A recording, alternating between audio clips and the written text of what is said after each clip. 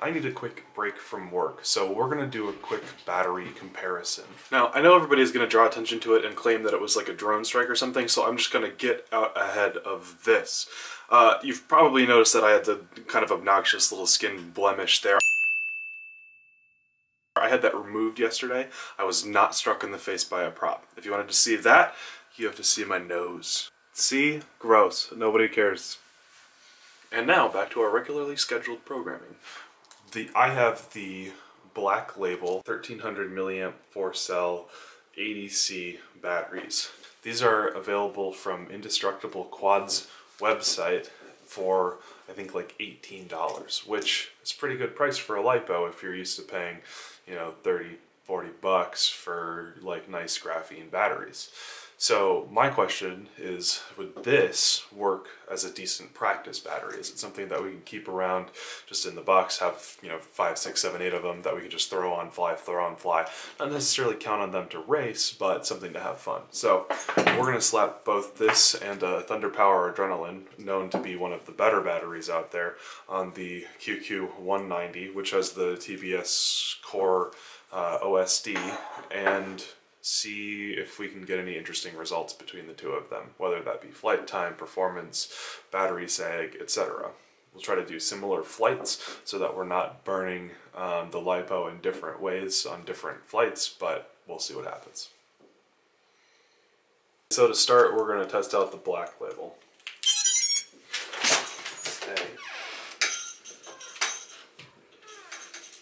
While we're getting started here, I just wanted to quickly apologize for the jello that's in this video. I just ordered new props today because I am currently down to my good enough props.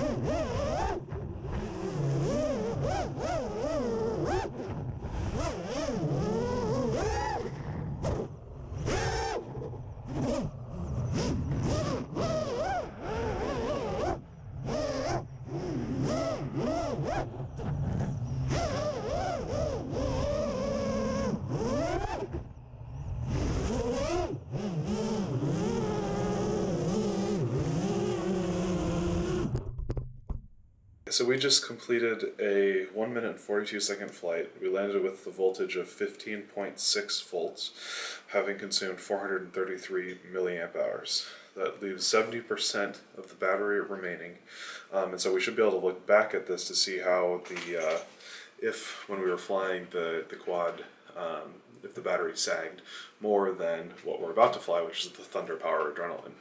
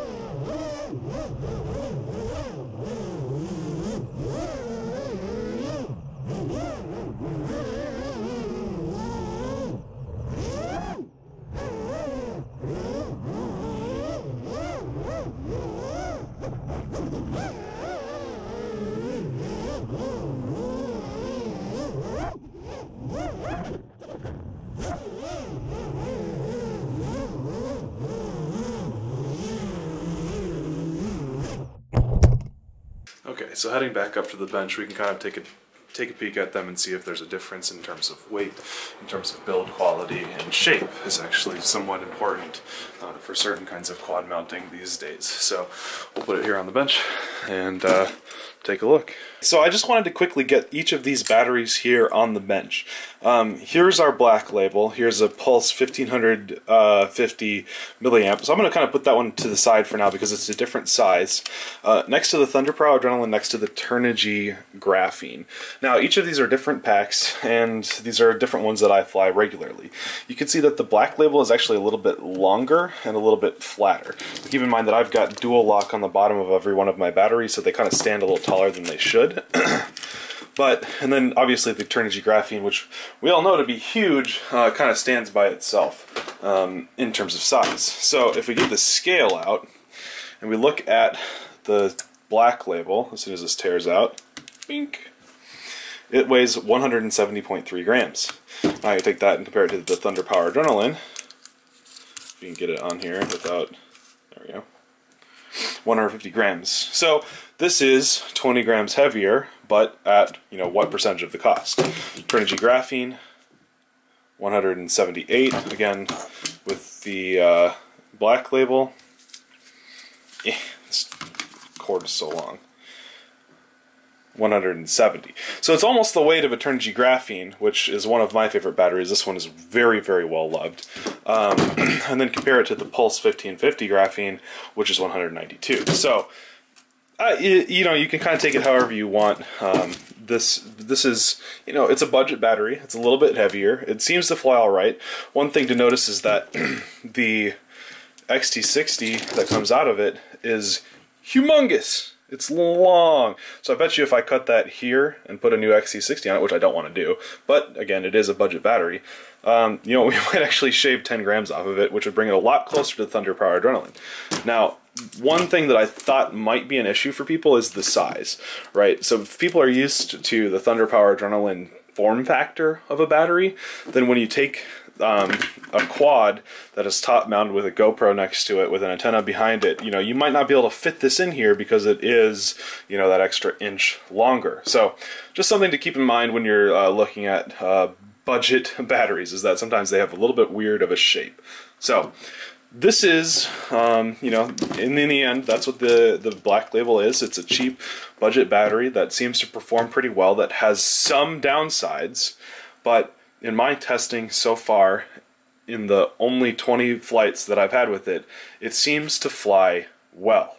And for somebody that cares most about flying and less about the ultimate performance from their stuff, I can't complain about that.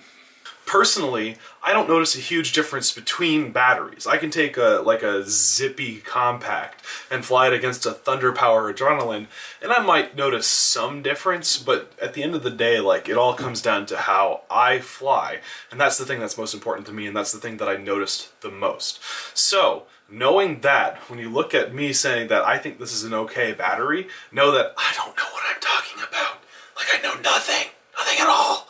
So, I like the black label. It flies fine. It doesn't seem to have an issue compared to other top-of-the-line batteries.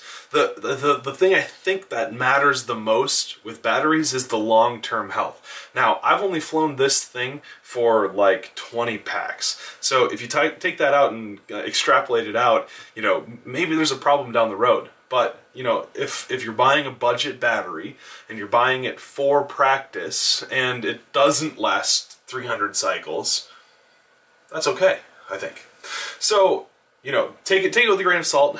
Indestructible Quads, 1300 milliamp 4-cell. You compare it in flight performance and similar flight characteristics to top-of-the-line batteries, and it seems to do all right. So you take that however you want. You decide what you're going to do. Feel free to pick some up, try them out for yourself. But at this point, there's no reason that I cannot recommend them. So go ahead and give it a shot. So, in the end, enjoy what you fly it well, and stay flying.